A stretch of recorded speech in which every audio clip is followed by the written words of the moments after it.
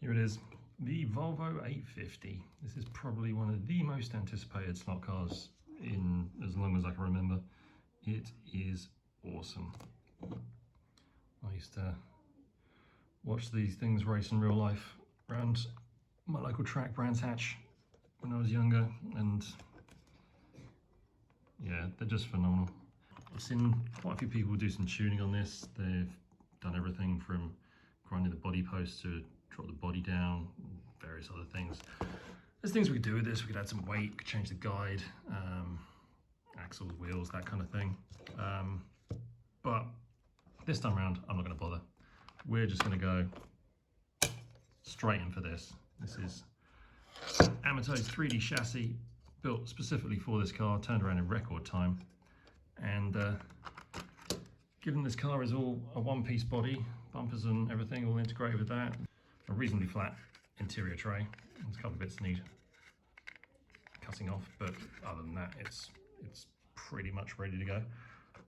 This will just go straight onto the chassis on the standard mountings. There's no additional mounting post to put in, and then we can run a pod and hopefully get this thing ready for racing. Even integrates a little tiny front splitter there. Look at that, it's lovely. But yeah, chassis fits amazingly. Just enough movement to allow a bit of float.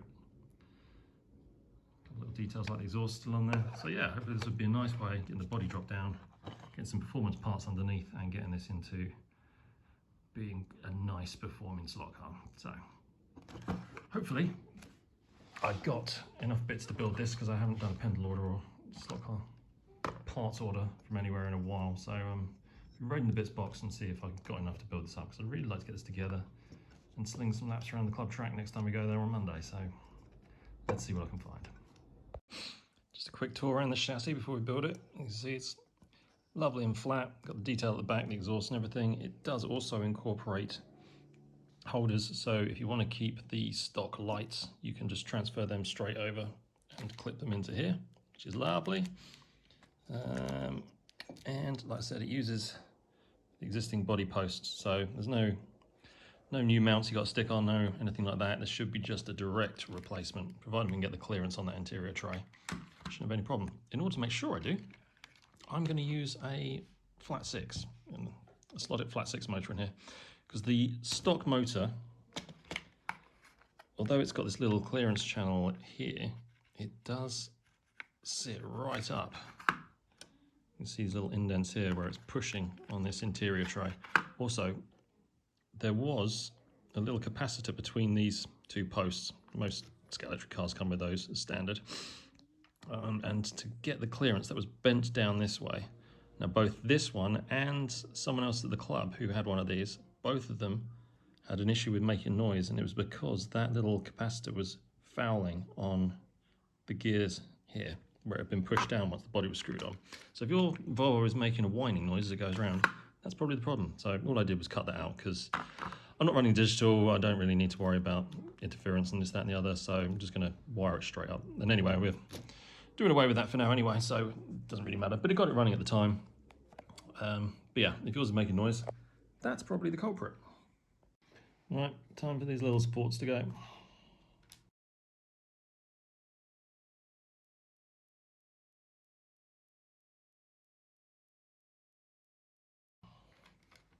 Ta-da! There we go, stock interior and a flat 6, and there is loads of room above that. So that is going to work lovely.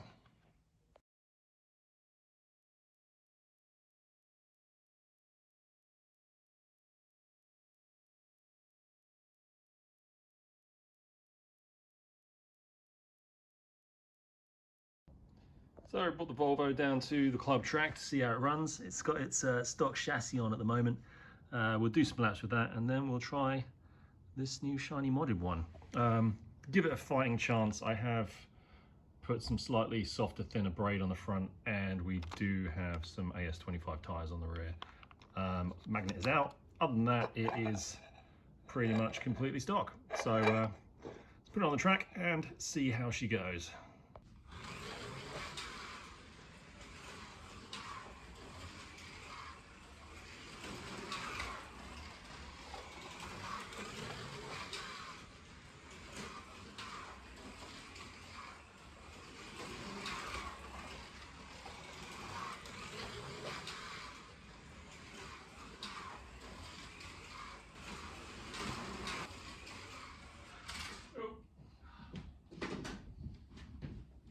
inevitable.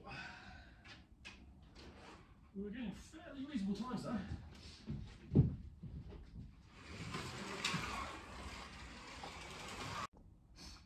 You know what, actually that's not that bad. I thought it'd be a lot worse. With a couple of grams of weight in the bottom, I reckon it's actually not that bad at all. But we built up our 3D chassis, so let's see how that compares. This one went round, it was doing kind of 8.8s, 8.9s. There was a freak 8.721, but yeah, typically about 8.8, 8.9 times around there. Yeah, it's good fun to drive. Does get a bit unpredictable and tippy on the edge, as you'd expect, but all right, let's swap out the chassis and see how we go. Okay, body swapped over onto our 3D chassis, running a slotted flat 6 motor with a slotted pod and gears. Just trying these wheels out, see if they work before I'm ordering inserts. But yeah, once work out from keeping these wheels or going slightly bigger, I'll get some inserts sorted, get it looking a bit prettier, because yeah. But let's see how she fares.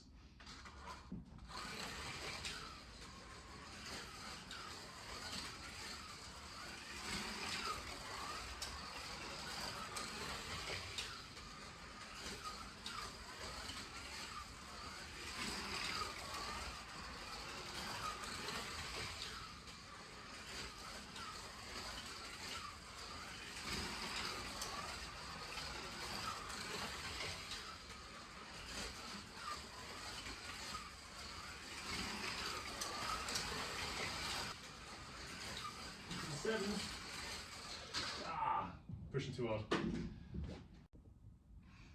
And there you go. 3D chassis, it got into the 7s, got 7.948 with that. Overall, yes, the 3D chassis does improve it a lot. It makes it a lot more drivable.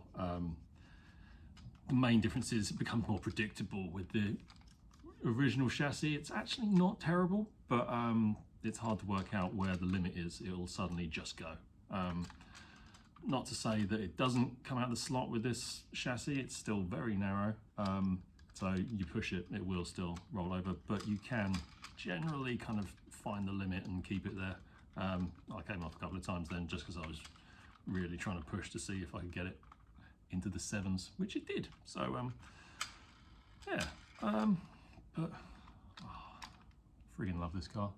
I am hoping that next year we see more 90s touring car releases from Scalextric. Ideally, like the 1993, 1994 era, you know, the pre-wing cars. I know we've got the GoldenEye liveried BMW out at the moment, which is great. Although that is kind of 95, I think that car was. So it has the later spec, had the wings and everything. It'd be nice to see the earlier Fina liveried cars without the wings and all that kind of stuff.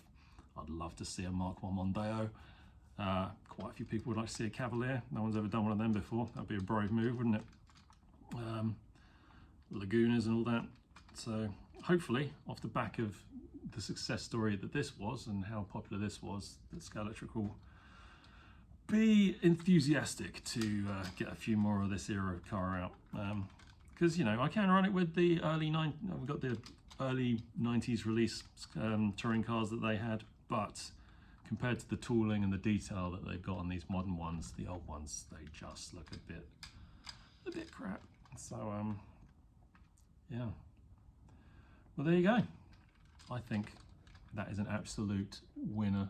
I need to shorten my axles and get some inserts, get that finished off, and then I'm going to swap over the lights from the original chassis as well, just so I can run this with lights in, because it looks cool. But yeah, the good thing about this, because Scalextric are finally building one-piece bodies, they're not putting the bumpers as part of the chassis and everything. Whenever I want, and depending what class this ends up running in or what kind of cars it runs against, I can take this body off, put it back on its original chassis, run it in original spec, or if I want to be a bit more competitive, or if there's something else club racy that I want to race it against, lift it off, put it on this 3D chassis, tune it up, get it running perfect around here. Because all I've done at the moment is set this up on a block. It hasn't really had any real track tuning time. there's more to get out of it, I'm sure. Probably stabilise a few bits, try some different tyre combinations, you know, different float settings and everything. But so this is just kind of like a base level kind of tune that I've given it, and it runs fine. It runs great. So, but yes, thank you Scalextric for finally making cars which are all one-piece bodies. All you need to do now is just start selling the bodies on their own so we can build them, because that would be great. But yeah, lovely success, like it. For now, I'm guessing that the Sierras and the 30 BMWs, although technically 2-3 years prior to this, they would make quite good running partners, tuned up. They're similar kind of proportions. They're quite narrow, reasonably long, the Sierras at least. And the Holden that's out as well. Yep, that one. I also think, I haven't got one of them, but I might have to pick one up, because again, not exactly the year, this was 94 I do believe, and I think that's from late 80s, early 90s.